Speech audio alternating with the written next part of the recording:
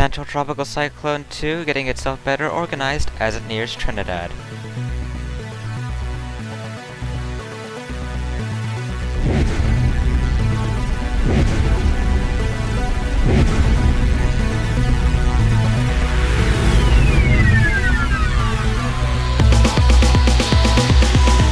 Update 2 on Potential Tropical Cyclone 2, which is nearing the island of Trinidad, located at 10.1 degrees north, 59.5 degrees west. This is as of the 5 p.m. advisory this June 28th, 2022. Looking at its stats, we have it with winds of 40 miles an hour, a pressure of 1009 millibars, and it is moving to the west at a fast pace of 24 miles an hour. It is expected to get to Trinidad very shortly. And then putting it on the map there, you can see where it is. We're getting pretty close now. A few miles away with tropical storm force winds extending 50 nautical miles to the northern quadrants. There are tropical storm warnings in place for Trinidad, Tobago, Grenada, Islas de Margarita, Coche, and Cabugua, as well as Bonaire, Curacao, and Aruba.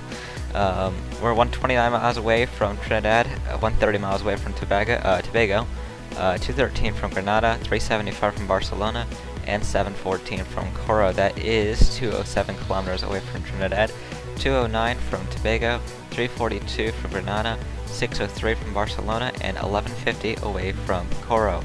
This is a fast-moving storm, and it's already traveled 500 miles in the last few days, so the time to prepare in those areas is, of course, running out. There hasn't really been much of a change in terms of intensity estimates in the last 24 hours, so it's pretty much the same as yesterday. National Hurricane Center and Recon going with 40 miles an hour. Once this becomes a tag system, we'll start getting more of those satellite estimates.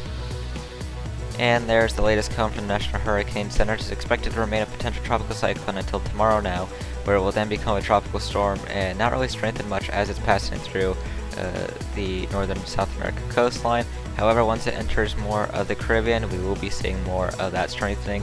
Hurricane landfall expected in Nicaragua before it does cross over, with the low-level circulation remaining intact in the eastern Pacific, which means we are now looking at an officially forecasted Atlantic East Pac crossover. This would be the first since Hurricane Otto 2016. Here are the sea surface temperatures, and you can see right now it's in a pocket of around 27 to 28 degrees Celsius temperatures.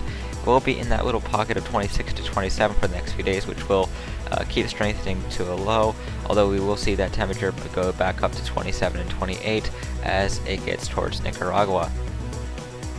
And here are the chances of tropical storm force winds. They're not exactly that high as you head into the northern Venezuela and Colombia coastlines. However, the islands off of there do have a higher chance, and Nicaragua's chances are increasing as well. Needless to say, heavy rainfall is expected through the ABC Islands through Wednesday, with flash flooding possible. Venezuela and Colombia are also looking out for tropical storm force winds, and there is some greater than normal uncertainty in the system's forecast once it reaches the Caribbean.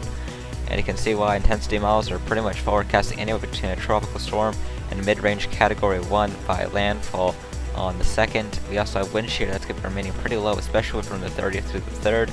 And then as we head into the sea surface temperature side of things, we see that little divot, but it will come back up and remain around 27 to 28, and relative humidity will be rising slowly starting on the 30th and heading upwards into the 1st and 2nd.